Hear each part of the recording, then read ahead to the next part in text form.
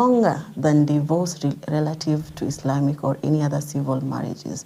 And today we're going to dig deeper into such conversation concerning marriage and relationship. And today I have an amazing team with me, people that I honor so much. We have CJ today and the wife Grace. CJ, all of them are people that I look up to, and today we're not going to talk about me, but their relationship and marriage and how they have maneuvered the wave of life. I know they look young, but did you know it's 15 years in marriage? Karibu sana.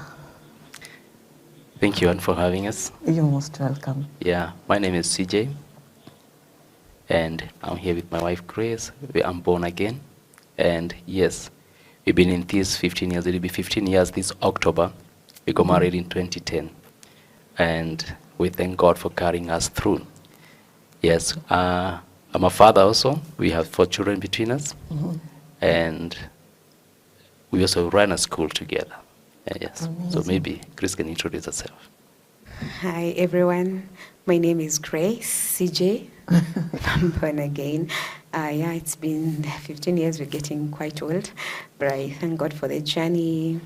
And I forgot to say we have 4 kids and many others.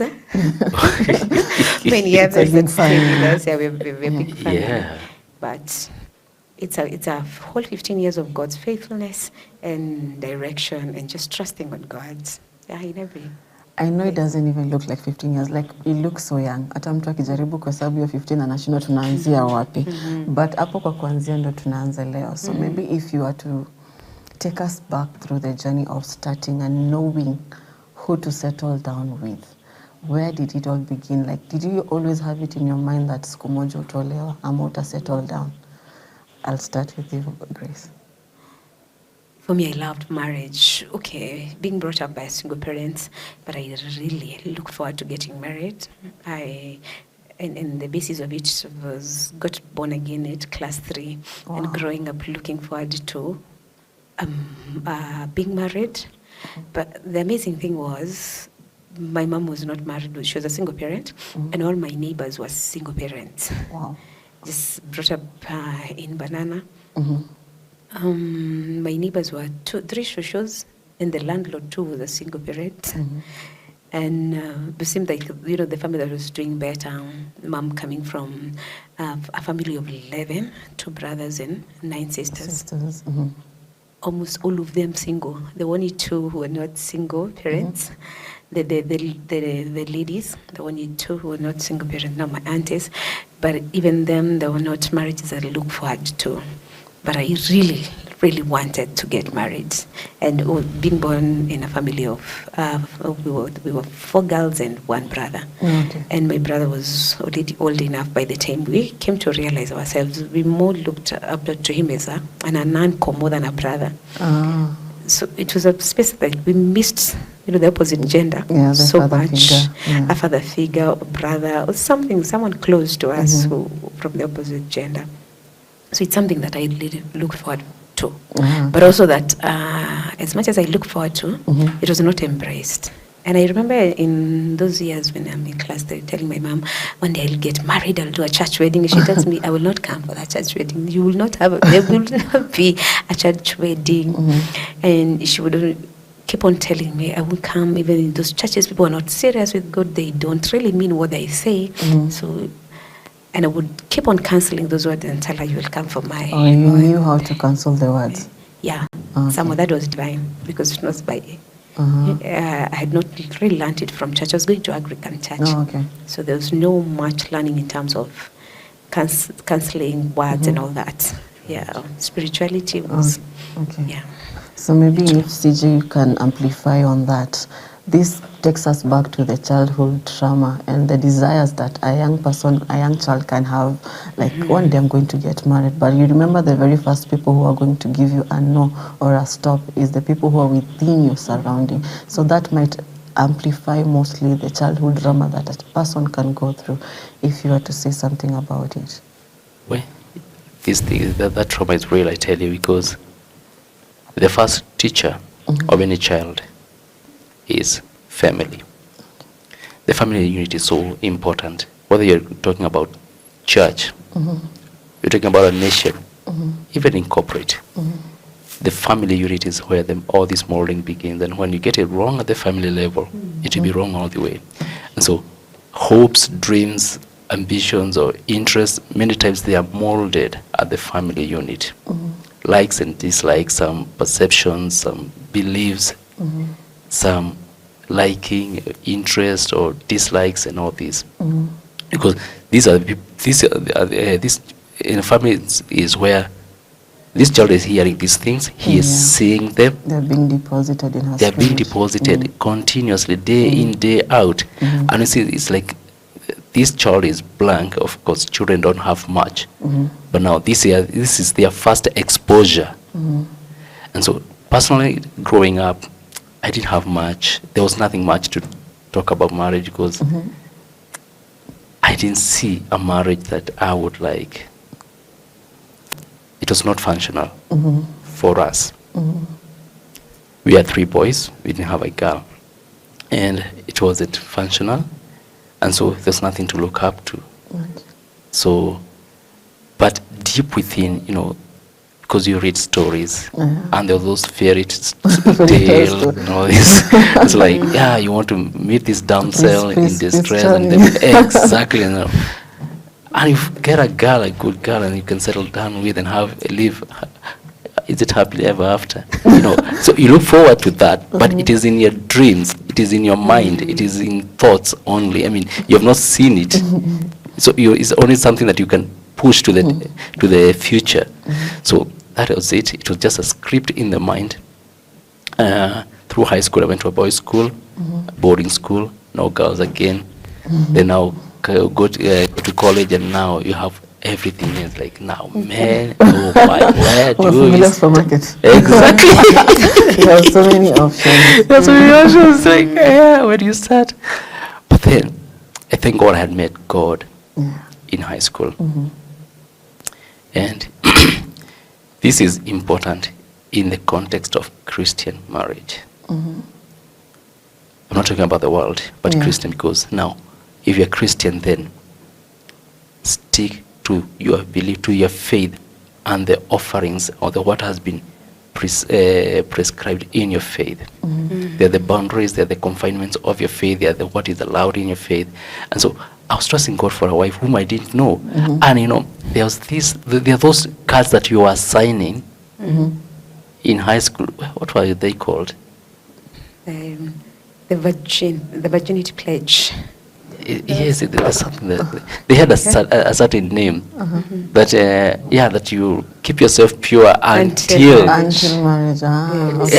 And I signed one. I was like, goodness, what did I just do? What is this now?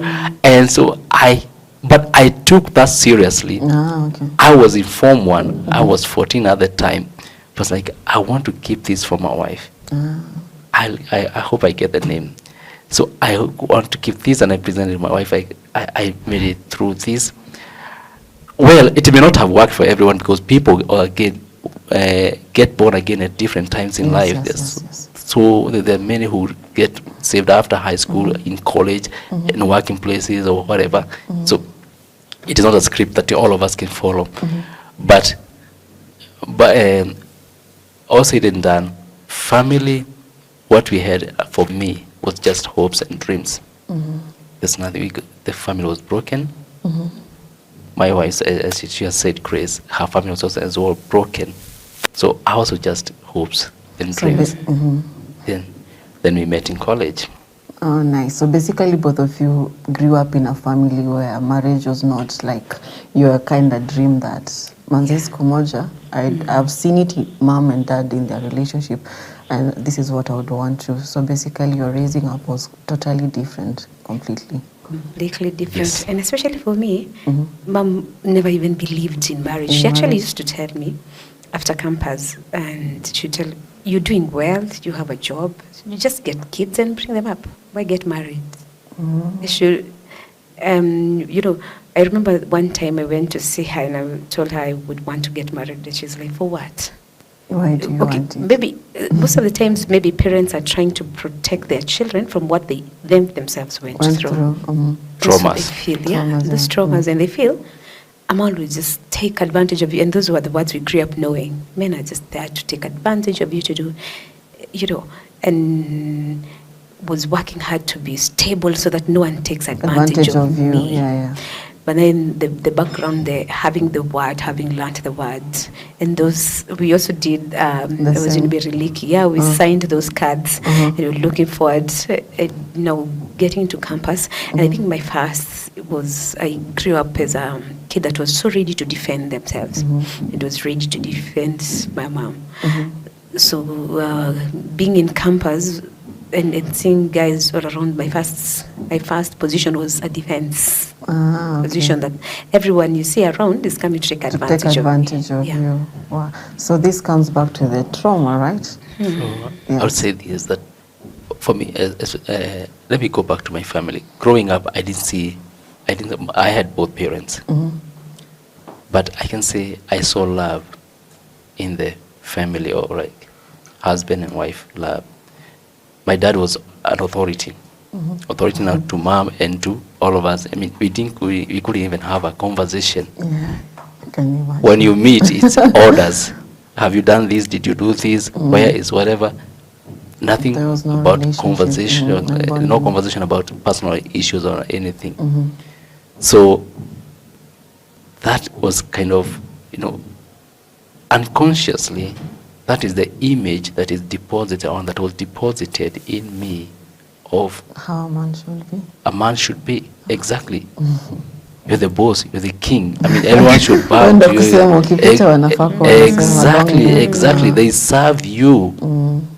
And na wanyenyekee, you don't argue, you don't ask questions, you just take orders, follow and do them quick.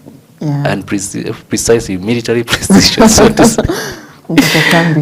So you take that in unconsciously. You're not taking notes, but in your spirit, somewhere in your subconscious, it's deposited. When you grow up, fast forward, and you're married, is a kind of thing that you are exhibiting, that you're bringing out. You don't know how you got it. We are going to get to there, because I think that's a testimony on its own. So maybe just to touch small about foundation. What do you think would be the right set of foundation for someone who'd want to conquer or enter into marriage, based on your own personal experience, as you pick up from where CJ left? I think one of the greatest things was not allowing the past define me. I've written a book, Destined for Greatness, daring to be different. When everything around life determines that this is the way you're supposed to be, and everything surrounding you is so negative. I think for me, one of the things that I pushed for is not allowing where I came from define me. And especially bearing in mind, not only having a single parent, but remember the setup where we were staying, directly opposite our home were 3 bars. So everything was broken around us. We were just seeing people fighting every now and then, men coming for their wives from the bars, girls fighting. But not allowing that situation define me. One in we have 4 sisters. Everyone else got a child at home, out of wedlock. But would always stand up and tell my mom, my case is different. So I would always stand up and declare. I was the first one to go to high school, and I would keep on telling my mom, I will go to high school, I go to university. She kept on telling me, okay. And I would tell her, I'm different. My case is different. But also, which was an advantage for having known God, and having teachers in primary school. I had a particular teacher, she was called Miss Motara. She really took care of me in terms of teaching me the word, and just believed in me. Whereas home, there was no much believing, and mom also, somehow she gave up. Somehow she didn't expect anything better, because I don't have much to offer. She was determined to educate us, to sing us educated, but then this is the fate. She didn't expect anything better, but I kept on pushing us. So, and for everyone, I would, regardless of where you're coming from, just in coming from to the place of understanding, as a Christian and as a believer, let the word define you. not the circumstances or wherever you've come from. And especially, this is not even to condemn maybe someone who has had a child out of wedlock and tell them there's no hope. No, don't let that define you. Let that just be a stepping stone of you becoming everything that God ordained you to be. Yeah. So that being said and done, CJ comes up from a family where it is authority and orders. You're coming up from a family where you have been told that marriage does not exist. This is not something that you're supposed to look up to. Already we see this a foundation that already been laid for both of you. So how do you deal with it? How do you overcome it? And being on defense mode. Yes, she's on defense and you're on authority. Exactly. So she's defending, she's resisting my authority. Essentially. So how did you and let me tell you, it's not been easy. Okay. And the first few years, or several years of our marriage were not easy. Were not easy because there's a filter I was supposed to create. Filtering out the debris that I picked, things that caused this dysfunctionality. I had picked them unconsciously, and I carried them into my marriage. Wow. I didn't create a filter. I was not able to separate issues, that this is me now, because that's all I knew. That's why I think family and upbringing is very, very key. Before I proceed, let me say, it's important for parents, kindly take your children to church. Because, God loves them much as you love them, actually more than you love them. Yes. And there's things that you may not be able to do to them, but God is going to do to them. He's going to deposit those seeds in them, and they're going to grow somewhere along the life, and they're going to get to come to the right way. Yes. And so because some of these seeds, they prevent people from getting or engaging certain things in that childhood, in that early age. All right. Some things, there's a voice that God can talk to a child that a parent cannot. And again, you're not with that child anywhere and everywhere. Okay. So along the way, we get married, and here I am. I am expecting Grace now to recognize now this is a man. This is a semi-god that has come here. It should be served. When I cough, you should answer. Come with yes, sir. What can I do for you? But I don't see it. This is a girl who has also grown independently. There is no man in their life. Mom was everything, and so mom did everything. She was both mom and dad. So she lived independently. And now she too believes or has got independence. So here I want this girl to be dependent on me and to respect me and to know this and to bow and to all this to me. Hayuko huko. Say, what is this? Hapo pale unatupeleka. Can you just take us back on how you met? Ako campus, uko campus, na mko na zile karatasi mliandika, hakuna mtu mtamit mpaka mpate mtu wenyu. Let's start there. Well, hizo karatasi sometimes they're forgotten. Did you manage to keep them to the latter end? We met in college, but there was nothing between us in college. Oh, okay. Absolutely, but I knew the girl. We were serving together in a certain group, in a certain team, and I was ahead of her by a year or two. 2 years. Yeah, in 2 years. So we worked together in that team. Okay. It's in evangelism and discipleship and all this. Mlianza mapema. Oh yes, we did. Back in high school, CU. Yeah. So after college, okay, I didn't keep any relationship in college by choice because I was so given out to service. And I was scared of college girls. Okay. I didn't grow up with girls. I'm meeting them first time. And their stories everywhere. And of course you could also see how college life is and every people living. There's some kind of loose living in college. And so I don't want to get into this. So I was scared of girls because they're like, any whatever interaction I have with a girl is going to end up into this. Itakuwa mambo mingi. Itakuwa mambo mingine. So like, I don't want to get myself into this. So the girls I related with were the elder girls. I've been first year moving around with fourth years. Okay. Third years like, okay, hapa I don't think anything can happen. So ama wale wametoka. But these young ones, I kept away from them because they were fire. So I leave college. I try getting a girl, okay, get into a relationship, this and this, okay, this work, this does not work, nini. Now, eventually, now we met. I think when we actually got to campus, he's the one who introduced me to the team. It was Thika Kiambu Evangelistic Team. So we happened to be sitting next to each other. So I wrote my name, you know, the CU. The first night we went for the CU fellowship, then we were in KU.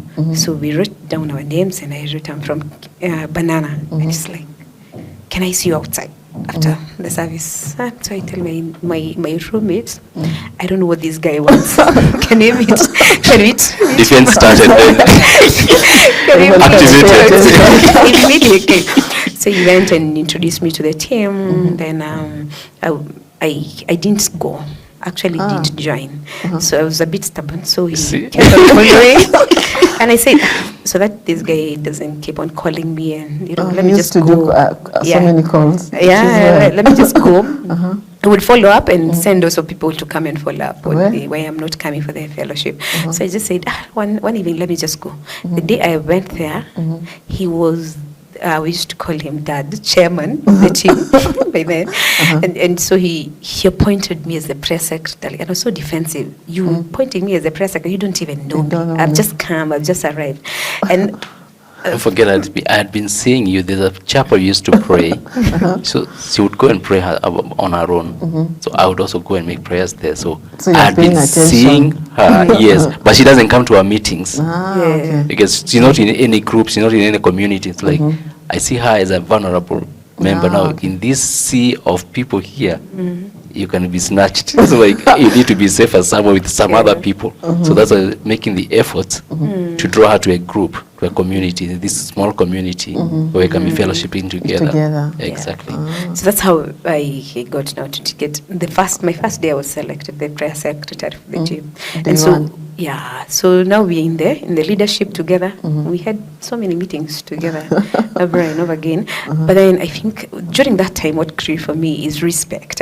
Because he was very authoritative, even then as a chairman, and especially on our honor, so much on our honor for God. When you go to the meetings, so I served in ticket for as the mom. Then I served the next after the press secretary was the mom. Then the third year was the missions coordinator. But now even when he was out, when he had left KU. He called to know how the team was moving on. So our meetups was just generally, how are you doing in the team? How is it going? Would you want any help from us, from outside? Any support? That was it, purely. But my roommate Josephine had a crush on him. It took me to that. You don't tell me. So his roommate. When you saw him, by any chance, did you feel like he might be the one? Yeah, he was very just a handsome guy. Oh, He was just so in campus, So and especially with my attention. roommates. We used to go for the keys for the rooms from his roommates. We used to keep for the CU groups when we wanted to meet. So we would go, and my roommate would tell, that guy who is from your team, he's so handsome. So every time we would just discuss him. But I respected him. I think that was mainly it. When I literally I thought it was just regard for him. But now when I was in fourth year, my roommates, one day we went I was in attachment, my attachment team, near PGH. And my roommates used to keep on telling me, by then, I decided, let me try a relationship. I also didn't want to do a relationship in campus because I wanted to serve, and I had seen relationship ruin groups because you become selective on how you serve people. So now, because we're just about to exit campus, I decided, well, let me give it a try. So during that time, so as I was in a relationship that didn't last for just a few months. So this guy would send me credit. I call him. I Wait. can But he imagine. didn't know. It was unconscious. Kama alikuwa anakula fare short in a way. Ndivyo tu kuko na Uber hiyo. My roommates are the ones who noted. They said, this guy sent you credit, you called Come the other CJ. And what's your problem? And then they started commenting, the way you talk to CJ when he calls you is not the same way you talk to this the other other person. one. I'm like, now Really? it became cautious. Okay. That is very sweet. I think sometimes we have some things before our eyes, lakini hatuoni. But we thank God for you, sir. Already ulikuwa ushaona mbele, si ndio? Not exactly. Actually, I got her. There's a time I was praying. I was breaking up with a certain girl because I realized, no, this is not working. We're not going anywhere. It's a relationship that it's been there 1 year. I'm trying to see whether it's going to work. It's not working. So I was calling it off. Then I was, oh God, what do I do? It's been this and this time. I've tried. I need a girl. I want to settle down. Whom do I get? Then that time, it was a certain morning, I remember, and I was not working. I was taking some days off.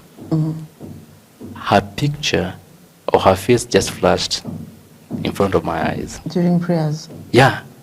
Okay. It's like, okay.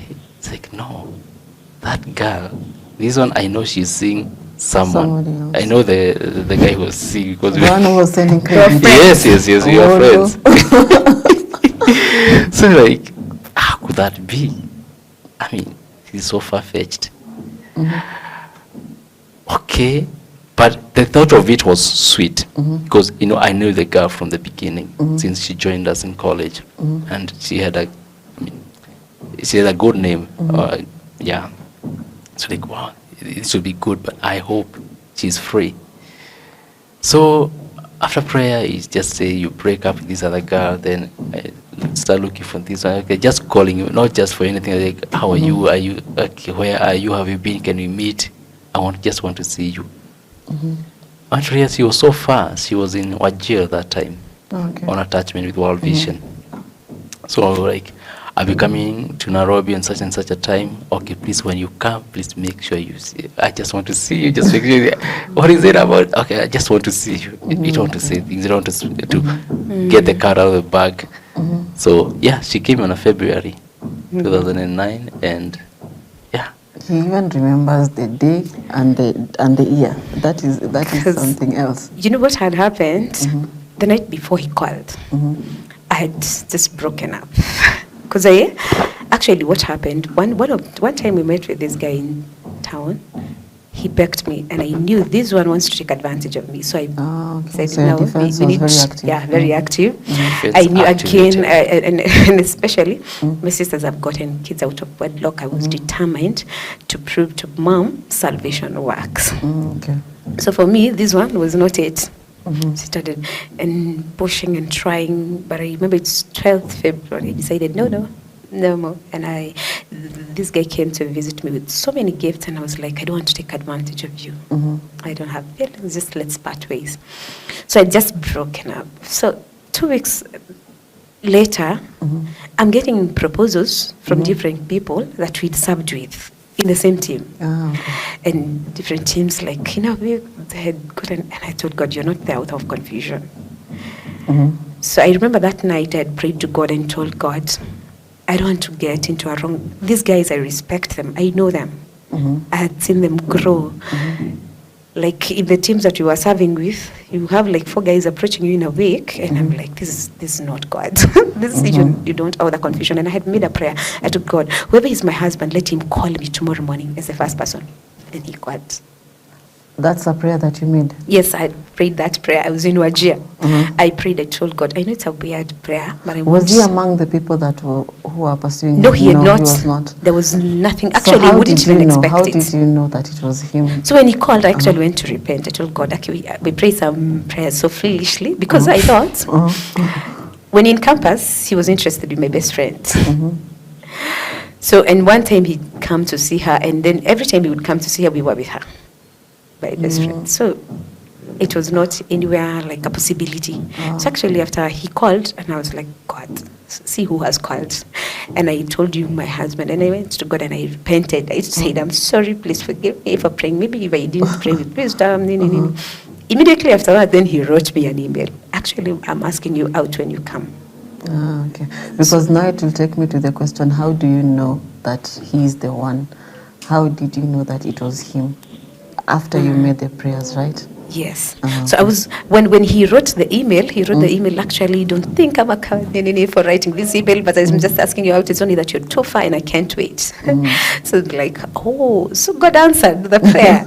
But I didn't tell him because I didn't want it to manipulate him. I said, if it's really of God, I will not tell him until it's almost our wedding day. Then I will tell him. Wow. How soon did it take for you to set the wedding date? You see, that was February 2009. We married in 2010 October. So we just over 1 year, 1.5 years, so to say. Okay. Yeah. So you, how did you handle your friends, by the way? Because I understand that you were dating the friend and the friend was dating the same. So are you guys still friends with the Yes, with the ladies and the gents? Friends. Yeah, Yes. friends. They understood. Walielewa ni kazi ya Mungu. You know, someone will get you, anyone get married, and someone will get you, even if not that one, another one will. So if this one did not work, it should not be a punishment. I mean, it should not be wrong for it to work with somebody else. Exactly. And I think it should be mature to that. The girl I was pushing, I was pursuing, honestly, I felt like this is the girl I need in life. Honestly, I was like, Sure, kabisa, this is the girl. But to her, it was zero, nothing. She had nothing. It was not clicking. So why would I feel bad? She got married to someone else. It's okay. She found her love. I should be okay with that. All right. Now this other one was not working, but now it worked. It worked. So now maybe take you back to how did your parents take the message of you guys now wanting to get married, especially your mom, basing the fact that she was so discouraging about you getting married? Okay. I'd say this, first when you talked also about our friends, by the time that he proposed, we were living with that friend. In the same house? Yes. Yeah. So she'd taken me in because I'd moved out from home. And I remember I was telling her, CJ has asked me out, what should I do? She told me, go. Really? I mean, why did you part ways? And she told me, he didn't wait for me. And I'm like, okay, so what should I do? I said, go. He's a good person. So she actually supported. She actually supported me. But now coming to my mom, and I want to get married. And she was feeling, it's just after campus, you see, I graduated in 2009, and 2010, you want to get married. And she said, you just got you're simply out of campus, you're doing well, I was doing online jobs, and she's like, you're doing well, you don't need to get married. She was anti-marriage, just get kids, bring them up. And I'm like, Mom, I'm born again. How do I get kids without getting married? And she knew my stand on salvation. And she was like, eventually she was like, I remember, because by this time we didn't have a so good relationship with my mom personally, and especially because of my stand on church. I had actually left home, and it was not good by the time I had left home. Like a year before this, we had a disagreement, and it was so bad. And I told my mom, I'm just leaving home so that I can be able to respect you. So I'm coming back to inform her about marriage, and I've not been staying home. We have not had a good relationship. With her. But I told her, Mom, I still honor you. You know I respect you. And even the day I left home, I was telling her, I'm leaving so that I don't learn to disrespect you, to disregard you. But she was so opposed to church, to salvation. And so coming her and informing her, I'm doing a church wedding, and I'm doing this to honor you. So for me, it was easier because she felt like an opportunity to win me back home. Because after we parted, she tried just reaching out, and I would just come and tell her, what are you saying, Ma'am? I would never disregard my mom. I would just come, listen to her, and just go my way. But I would not spend the night at home. I would not stay at home because I felt I was still offended. Deep within, I still offended, and it hurt me so much because I grew up to protect my mom, to shield my mom. And I love my mom so much that I remember by the time I was in second year, I saved my help. I bought Kenyan shares when I got money. When I sold my shares, I felt so, it was so good, an opportunity to buy my mom land, to help my mom finally. But every time my relationship was just bad. So now informing her, for her, she felt like it was a good opportunity to make up. So there was no much opposition on my side. So she agreed, shingo upande. Akaniambia, sawa, if that's what you've chosen, sawa too. But he was to face it now from her. Wow. It was just soon after her graduation. Yeah. And of course, for a parent, you may wish that this girl settles down, or maybe she takes some time to maybe give back to the community. Before I settle down. Before I settle down. Now this guy is snatching him almost immediately.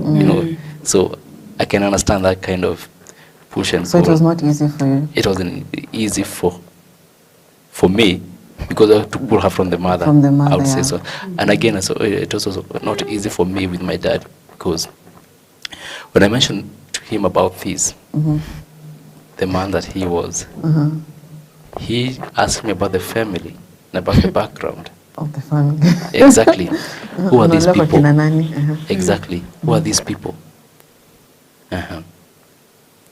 Is the mother alive? Yes, she's alive.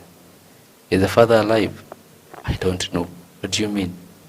The mom is single. The mom is single? Yes. Does she have sisters? Yes. And brothers? Yes. Are they married? No. No. Do they have children? Yes. Problem. And from banana. And from banana. Oh, so like these, I don't see this working. It can never work. This can never work. You see, the kind of pattern that you are seeing is going to repeat the same onto you in your own. So is this what you were looking forward to? It's just a matter of time. So are you ready for this? That time, mom had left home already.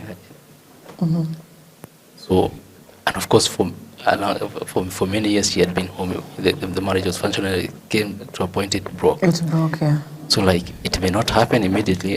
Kama kuna kaukweli hapa And it may not happen immediately. Yeah, you're seeing it from your end and also from... Exactly. It may be just a matter of time, maybe 10 years, 15 years old. It's like, God, no. I was torn. Because I thought Dad would be so happy. And celebrate with you. And celebrate with me that this is happening. It didn't happen. I married before my elder brother. Then we had 3, as I said. I'm in the middle. So I thought now this would be such a welcome, it would be such welcome news. So I went home. My face fell because I didn't know. I was confused. Do I not? Do I continue? Do I drop this guy? Do I look for another one who comes from a better family or better background? Foundation. Exactly. Foundation again. But at the same time, okay, I look at this girl. I look at the history where she's come from. I looked at mine. I had been, at least I could see myself. I had been consistent in my faith in spite of all things in my family. She had been consistent in her faith. I could testify about her walk in spite of where she came from. So like, apana, this is just a convergence of stories. It might work for us. I think you should try. I think you should go ahead with it. And so we pushed ahead with that. And here we are. Thank you for that. Thank you so much for sharing that, because I think most of the time people tend to listen more to what they're being told than what themselves they've been given by God in the place of prayer. And I'm quite glad that she shared about the fact that she was praying at night and then God answered her. And the best thing is that she didn't even tell you that you are an answered prayer. Then this takes me back to maybe one question that I might ask is, how best did you try and set your foundation? Because now you're starting on a new slate, starting something that both parties feel like it won't work coming from your parents. How did you create a good foundation for yourself to come up to now 15 years on the marriage? And I tell you, we didn't have much to it. We didn't know much. All we know is that we are getting married and we wanted to work and to prove society wrong and the history wrong. It may not have worked for our parents. It may not have worked from in the places we came from. But it shall work for us. It should work for us. And it must work for us. And that was all that we know. We're not coming into this to try. We're not coming into this to test. Or maybe to spend some time together and say, okay, no. We are coming into it with one heart, one mind, totally sold out. It is working. So, as I said,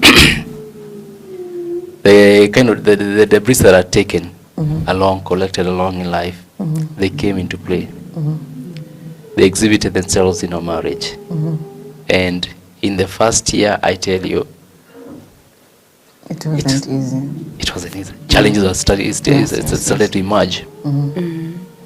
And, sometimes I would come to the house and I don't find Grace in the house. And like, where are you? Where are you coming from? The seed that was planted before. Exactly. Manifesting. You should be here waiting for me. Not for me. It should not be for me to wait for you. It's like, goodness, what is this? Now, she's never had that. She never even had that kind of a conversation. So like, again, defense activated, conflict. Yeah, can imagine. It wasn't easy. But one thing I can say is that we were determined that it should work. So, at least to a large extent, communication lines were open. Courtship or dating is totally different from wedding, I tell you. When you're dating, it's campaign time. The campaign? You're at your campaign. All the goodies and all the freebies, they're given all the promises and everything. Tutafanya, tutatenga, you can see it, you can feel it. It's so real. Wait until that day. Execution. And marriage is something that is a lifetime thing. In the Christian faith, it ought to be a lifetime. Yes, there are divorces and separations, but as the Bible says, in the beginning, it wasn't supposed to be. It was not so. It came later. So we've had our ups and downs. We've weathered the storms, but I tell you, today, we know who we are. There's a lot that you can hide when you're dating. When you're meeting 2 hours, 3 hours, there's a lot that you can, unaweza cheza kabisa chini, kabisa. Until now this guy gets into your house, this girl gets into your house, and now the mask falls. And she can't hide anymore. I can't hide anymore. Niko na madeni. She never had an idea. She doesn't have an idea. I've been entertaining her on debt or on loans. Exactly. Hapa nimechukua kwa Shylock or something. Until the day they knock on the door and they want to auction things. They're coming for the TV, they're coming for the bed and the fridge and everything. It's like, babe, what's going on? It's like, unajua. You don't even know how to start this conversation. You get people, sometimes you can come with things that are hidden. It is important to let things bare in your marriage. If you can't have trust in your spouse, or you can't open yourself, bare yourself to your spouse, including your vulnerabilities. If you can't do this to your spouse, then who will? And who else should you do this to? This is you, and the Bible says that the two of you are one. Become one, yes. And so if I can't bear it, my weakness, kama nangorotanga usiku, like kama tinga. It is okay. Buddha. I can hide that during courtship. I can hide that during dating. Okay, the day itakuja, and you're in that bed and she can't sleep in the night because hapa kuna generator. No, so tell her, babe, okay, please. So have a challenge. Yeah, so these are some of the things that probably if there's a young couple or young girls who desire to get married, who desire to enter into settlement, what would be your kind of advice to such kind of people? Is it okay for them to continue dreaming? Do we burst that bubble? What would be your now advice? No, it's good to continue dreaming, and especially for us, we had a very good dating time was good. So for me, when he comes home and he's like, I expect you to be home, I looked at him and like, we already agreed in the relationship, I am not a housewife. That's the first condition we had agreed. As we get married, I don't want ever to just be you to look at me as a housewife. We will not. Don't take me to Shago. You know those. Yeah. I would keep on reminding him, and then I would make sure he keeps his word. So, and consistently, just being frank, there are times he would do something. I tell him, I never saw this part of you. Honestly, he umeficha may realize how easy. And same to my case, the things that would come 5 years down the line, you're still discovering about him. And he does something and you're like, is this still you? Is this still part of you? So I just want to tell every girl out there that it is a journey of discovery, learning the other person. But also I think the greatest lesson I've learned in marriage, it's not about your spouse changing. It's about you. When you focus on seeing your spouse change, improve, you will only see the negativity. You're seeing their strength there, what they're best in, amplifying it, and looking forward to you becoming a better version of you.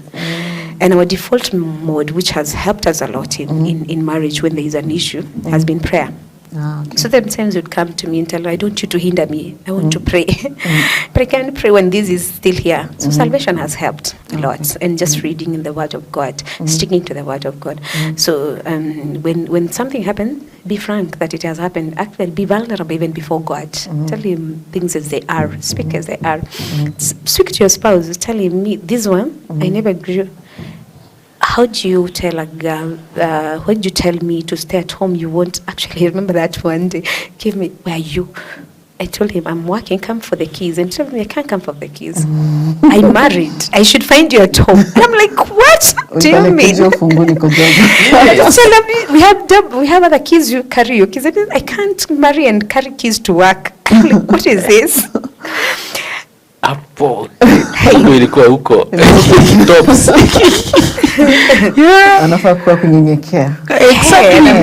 Na mimi regardless of that nilikuwa nimezoea from the time I cleared Form 4. I was providing, I was paying rent for mom, as buying food. So as a provider, so get into this and what are you telling me? So it was really... there's a time she paid rent and I went to pay and I found she had already paid. Yeah, I thought I was helping him. Yeah, it's like, are we two men in this house? I'm like, I just didn't feel it like you. Support or help. You felt like it was a challenge. He's stepping out. Exactly. Anakutoka ofisi. So sometimes we get into this without unclear minds. Given the things that we've gone through in life, we're not properly, we're not able to separate issues. I get into a relationship or into this marriage with this girl because I like this about her.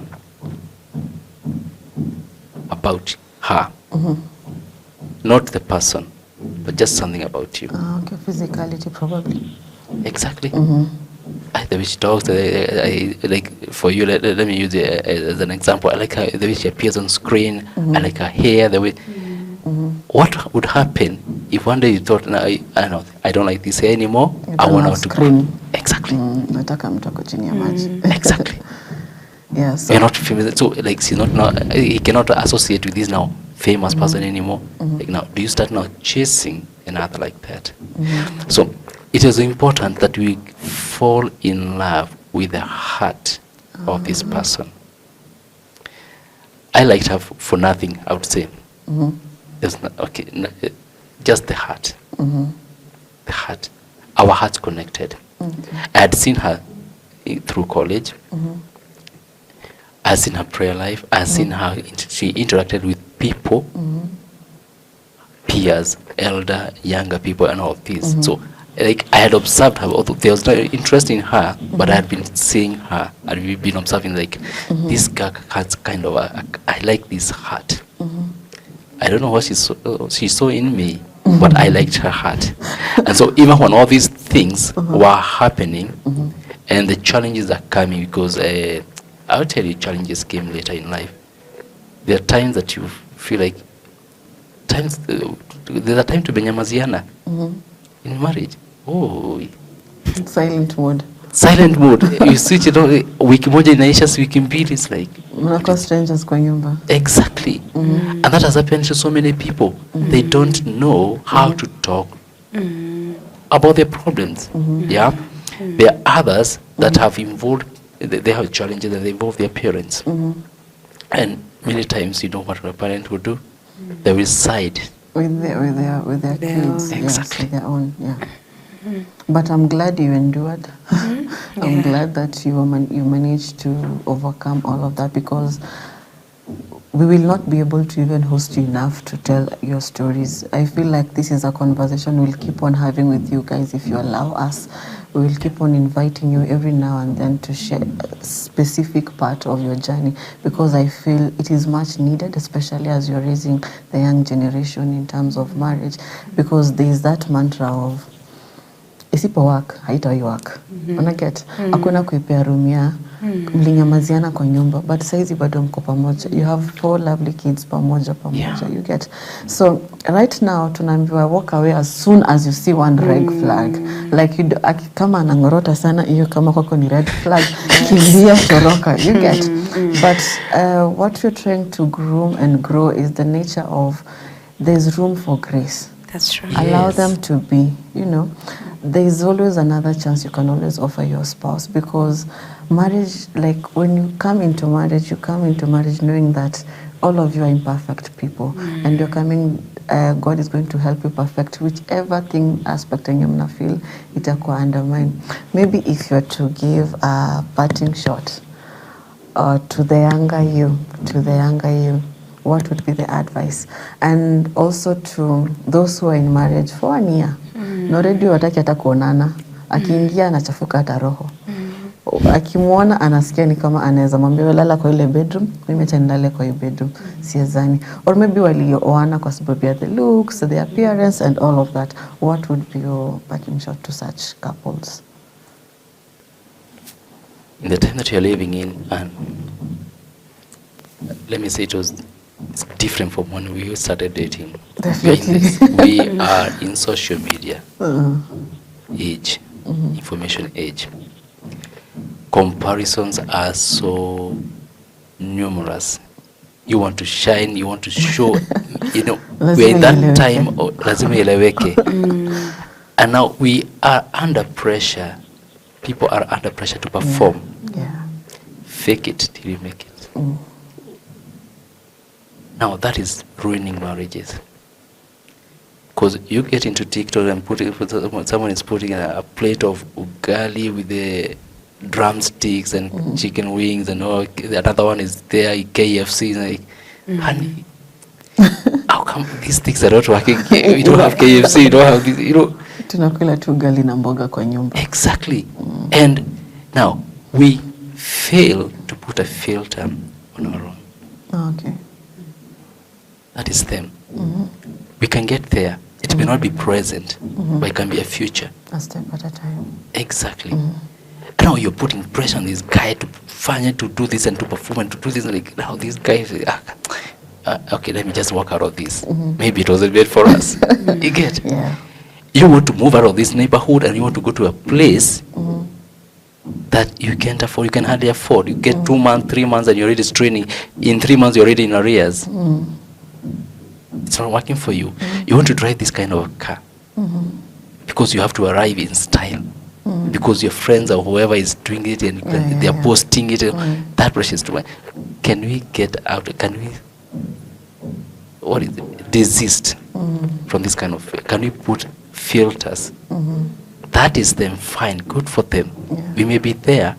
It may not be now, but it is coming, or it can be us in the future. If that makes an ideal for you, all right. And we don't have to like mortgage our present.